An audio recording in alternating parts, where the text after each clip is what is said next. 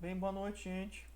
Vamos dar continuidade aqui ao nosso curso na aula de Direito Empresarial.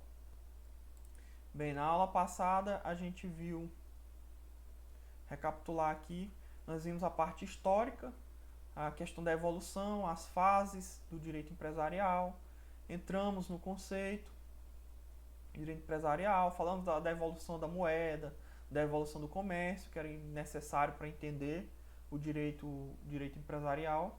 E a partir dessa aula a gente vai entrar literalmente na matéria de direito empresarial, já deixando um pouco a questão histórica e sim na questão do que está previsto no Código Civil. Como a gente viu na aula passada, com a edição do Código Civil, houve a modernização do direito empresarial.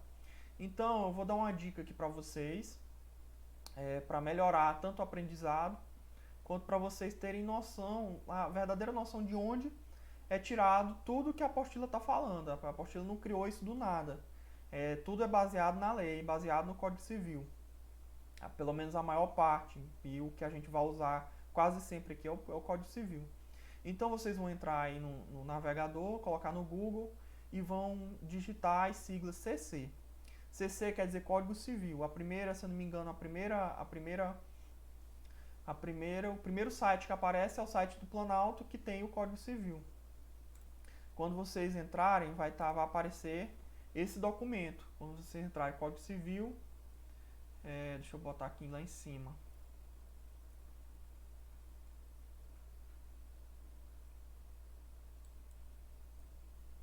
Ó, na hora que vocês entrarem, vai estar aparecendo isso aqui.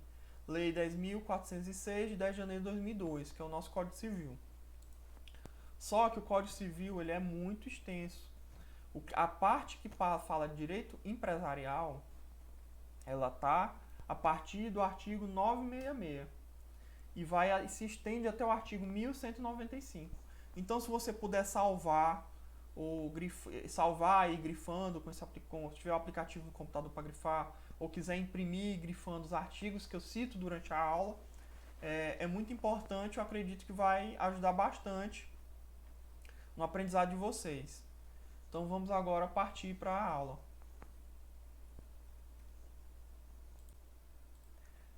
Bem, aí a partir dessa aula nós iremos aqui tratar novamente aqui do conceito de empresário e de empresa.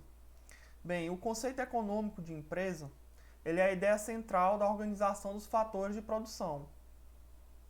Quais são esses fatores de produção? Os fatores de produção são o capital, o trabalho e a organização, a atividade econômica em si.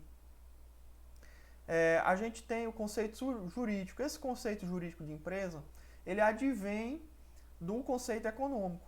O conceito jurídico, por sua vez, ele fala que a empresa é a atividade econômica organizada de produção ou circulação de bens ou serviços. Esse conceito, a partir desse conceito, nós temos também o que é empresário. O conceito de empresário nada mais é a pessoa que exerce a atividade de empresa, ou seja, a pessoa que exerce a atividade econômica organizada de produção ou circulação de bens ou serviços. De onde nós tiramos esse conceito? Bem, esse conceito está expresso, como eu falei anteriormente, no artigo 966 do Código Civil. Ele nos traz o conceito de empresário e automaticamente também nos traz o conceito de empresa, porque empresário é quem exerce profissionalmente a atividade econômica organizada para a produção ou circulação de bens ou serviços.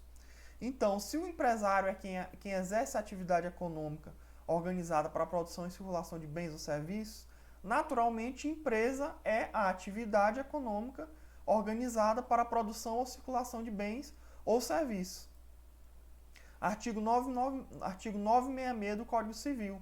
Se você quiser acompanhar pelo código, como eu falei anteriormente, e até grifar, é importante. Aí, logo no artigo 966, ele nos traz uma exceção no seu parágrafo único. Ele fala, no 966, considera-se empresário quem exerce profissionalmente atividade econômica organizada para a produção ou circulação de bens ou de serviços. Aí, porém, em seu parágrafo único, ele nos traz: não se considera empresário quem exerce profissão intelectual de natureza científica, literária ou artística, ainda com o concurso de auxiliares ou colaboradores. Por que eles nos trazem essa exceção? Porque os serviços, né, as profissões de natureza intelectual, de natureza científica, literária ou artística, eles são atividades muito singulares, que acabam se sobressaindo a questão da organização necessária para o conceito de empresa. Então, por essa razão, eles são excluídos do conceito de empresa, pela singularidade da profissão, do serviço prestado. A natureza jurídica de empresa, ele é a junção do conceito de empresa, do conceito de empresário e o conceito de estabelecimento. Bulgarelli, um doutrinador, nos traz essa natureza jurídica, como sendo a atividade econômica organizada de produção e circulação de bens e serviços para o mercado, exercida pelo empresário em caráter profissional, através de um complexo de bens. Nós temos que entender a atividade empresária, a empresa, como sendo um fato jurídico em sentido amplo. Essa noção é adequada porque ela não se enquadra como sendo uma pessoa jurídica. A empresa, ela não é uma pessoa jurídica. O empresário, sim, pode ser uma pessoa jurídica. Mas a empresa, a atividade empresária, não é uma pessoa jurídica. Então, como também não é um ato isolado, ela não é um ato isolado, ela na verdade, vários atos, um conjunto de atos. Por isso que trata o conceito de atividade profissional. Então, por essa forma, a gente tem que entender a empresa como sendo um fato jurídico em sentido amplo, por ser o conjunto, o complexo de várias atividades de forma organizada e por não ter a questão de personalidade jurídica, a empresa, necessariamente. Obrigações do empresário. As principais obrigações do empresário é o registro do nome empresarial, o registro dos contratos e estatutos de constituição da empresa e o registro dos livros comerciais. Esse registro ele é realizado na junta comercial do município.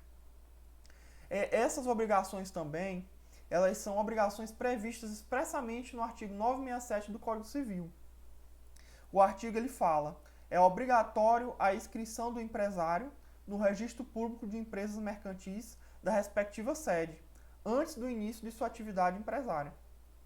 Antes do início de sua atividade. É isso aqui que está previsto no artigo 967 do Código Civil. Vamos tratar aqui agora da questão do nome empresarial. O nome empresarial ele é o elemento de identificação do empresário, pelo qual ele se apresenta nas relações jurídicas, tanto diante do consumidor, como diante de outras empresas, se apresenta pela sociedade, faz parte da sua marca. Esse nome empresarial ele pode ser de duas formas. Ele pode ser por firma social, sendo ela individual ou coletiva, né? Porque temos sociedades, como temos também empresários individuais, ou pode ser a denominação. A previsão do nome está prevista expressamente no artigo 1155 do Código Civil. Considera-se nome empresarial a firma ou a denominação adotada, em conformidade com esse capítulo. Os artigos seguintes a esse aqui no Código Civil, ele traz algumas características que eu vou falar aqui para vocês de forma mais resumida. Então vamos ver, o nome empresarial ele pode ser a firma social ou a denominação. Mas qual é a diferença dessas duas? A firma social, ela basicamente é o nome de um sócio ou do empresário individual, acompanhado da sigla ICIA mais LTDA, por exemplo. E a denominação ela é um nome fantasia, mais o objeto social, mais o nome LTDA. Eu vou dar, para ficar mais claro, eu vou trazer aqui para vocês dois exemplos, aqui no próximo slide.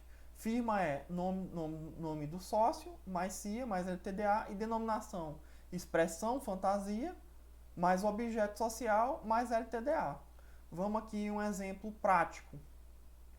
Firma social, como a gente viu aqui, nome do sócio, CIA, LTDA. Portanto, um exemplo aqui, André Ramos e CIA, LTDA. Esse nome também poderia ficar assim, abreviado, por exemplo, A. Ramos e CIA, LTDA.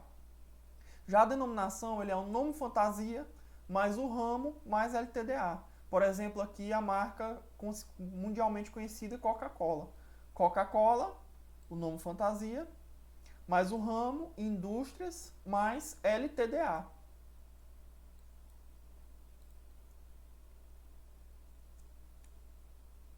Vamos agora para o estabelecimento empresarial. Entende-se como estabelecimento empresarial o conjunto dos bens que o empresário reúne para a exploração de sua atividade econômica. São destinados tanto à produção de mercadoria quanto à prestação de serviço. Esse conceito ele é extraído do artigo 1142 do Código Civil. Portanto, como vocês estão vendo, basicamente tudo que está na apostila foi tirado do Código Civil. Inclusive, eu acredito que a apostila deveria ter colocado esses artigos até para vocês saberem de onde são extraídos esses conceitos. Olha só o que prevê aqui o artigo 1142 do Código Civil. Considera-se estabelecimento todo complexo, ou seja, todo conjunto de bens, organizado para o exercício da empresa, por empresário ou por sociedade empresária. Vamos aqui aos elementos do estabelecimento empresarial. Como a gente tinha visto aqui nesse slide do conceito de empresa e empresário, o conceito econômico ele traz uma ideia central de organização dos fatores de produção, e eu falei para vocês que os fatores de produção são o capital e o trabalho, e ainda acrescentei, não está aqui no slide, mas acrescentei a questão da organização, do profissionalismo da atividade econômica. Então, aqui nesse slide dos elementos do estabelecimento empresarial, nós vamos falar exatamente do capital, do trabalho e da organização. A gente entende como capital tanto as coisas corpóreas ou materiais, como as incorpóreas. O que pode ser o capital? Não, o capital não é como a gente quando fala de capital já pensa logo no dinheiro. Mas não. Tanto as mercadorias como as vitrines, as máquinas, mostruários, os móveis, os utensílios, todo o equipamento que você usa no seu ramo é considerado capital. Como também os incorpóreos. Pode ser um software, o contrato de locação, o direito à clientela, o direito ao nome empresarial, as dívidas ativas, o título do nome empresarial, enfim, tudo que abrange o tanto corpóreo e incorpóreo é considerado capital. Como eu escrevi aqui no slide, coisas corpóreas ou materiais seriam as instalações, mercadorias, vitrines, máquinas, mostruários, móveis, utensílios, dinheiro em caixa ou em depósito bancário, imóvel, como também as coisas incorpóreas ou imateriais. Podem ser, por exemplo, o contrato de locação comercial, com direito à renovação, o nome empresarial, direito à clientela, créditos ou dívidas ativas, título ou nome do estabelecimento e respectivas insígnias, marca de indústria e de comércio, patentes de invenções, modelos de utilidades, modelos de indústrias é isso aí. Existem mais também, aqui é meramente exemplificativo. E o trabalho é o serviço do proprietário, da direção, do gerente, dos próprios colaboradores. O trabalho é a execução dos serviços de todos os funcionários da empresa. E a organização é você pegar todos aqueles bens que a gente falou do capital e organizar de forma combinada para obter a maior produtividade, ou seja, obter o lucro da empresa. Vamos aqui passar agora para ponto comercial. O ponto comercial, ele nada mais é do que o local onde ficam expostas as mercadorias, onde você atende ao seu cliente. Esse ponto comercial, ele na verdade não está previsto, ele é protegido não pelo Código Civil, mas por leis específicas, que a gente chama de leis extravagantes, que estão fora do Código Civil, que são a Lei 24.150, de 20 de abril de 1934, que regula as condições da ação e de renovação dos contratos de locação comercial, e a Lei 8.245, de 18 de outubro de 1991, que é a Lei de Locações de Imóveis Urbanos.